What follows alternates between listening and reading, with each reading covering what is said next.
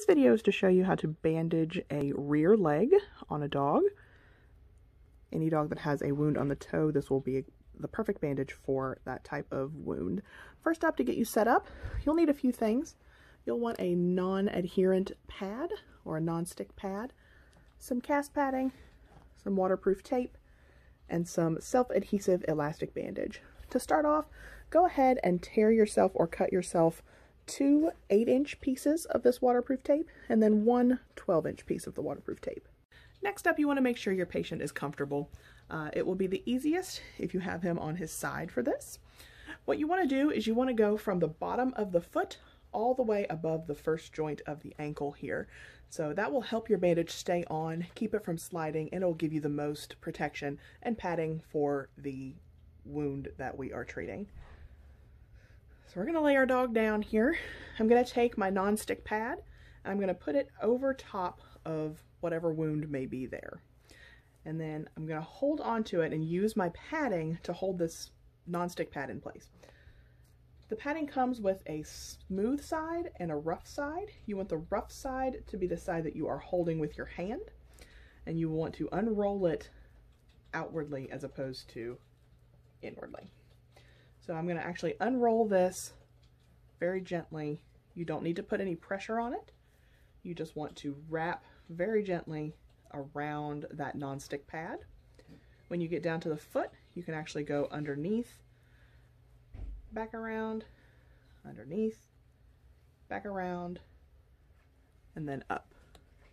So continuing, we want to wrap the cast padding all the way up again above this ankle joint, all the way up to hold it in place,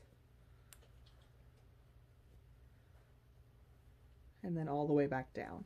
It will help you hold your bandage in place if you take the bandage and make sure that the layer that you are covering is halfway covered by the next layer. So you'll see here we have this full layer. I'm going to take my cast padding down and I want it to cover at least 50% of this previous layer. And we want to make sure that the majority of the padding is where the wound or incision is to provide it with the most stability. This will stick to itself, so you shouldn't have to hold it too tightly once you have it all situated on there for you. Then you're going to take your elastic wrap. You can see it's wrapped in the same way as the padding to show you which way to unroll it. The brighter side is going to be toward the outside of the bandage. So you're going to stretch and place. You don't want to push this on too tightly because it is very easy to get this particular material on too tight. So what you want to do is you want to pull it and then lay it over top of the previous layer. You don't have to squeeze down. You don't want to stretch and then lay it down. You want to just lay it gently over top. And you're going to do the same thing that you did with the cast padding with this wrap.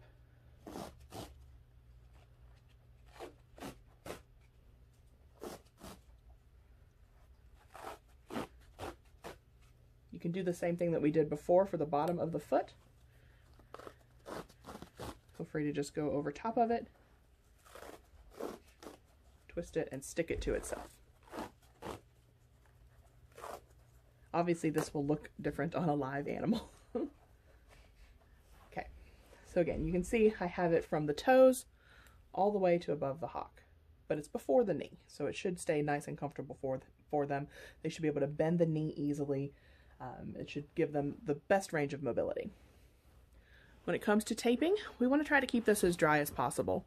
So you're going to take the 8-inch pieces of tape that you found, and we're going to put one this direction on the bottom of the foot. You're going to kind of smush it down so that it sticks to the vet wrap. Then you're going to take the other one and go the opposite direction. In most dogs, 2 pieces of tape is enough to kind of cover everything. In this model, it does not cover these little pieces. That's okay, but in a real animal, you want this whole thing to be covered by this waterproof tape. Then you're going to take your long piece. You're going to go up to the top of the bandage, to the pieces of tape, and you're going to wrap around. Now this, you can actually pull a little bit tighter if you want to help keep a little bit more security on there. Basically, you want enough tape to cover in this direction those 2 pieces of tape you put on there before, so that you'll give as much waterproof protection as possible. Now, after that, you can put a piece of waterproof tape up here or a piece of elasticon, depending on what materials you have with you. That would be an elastic sticky bandage. And you can put that at the top of this bandage to hold it in place and keep it from slipping. If it's placed correctly, it should stay even if you don't put a piece of adhesive on the top of this bandage. But it will help add a little extra security and help keep the little kiddo a little bit more comfortable.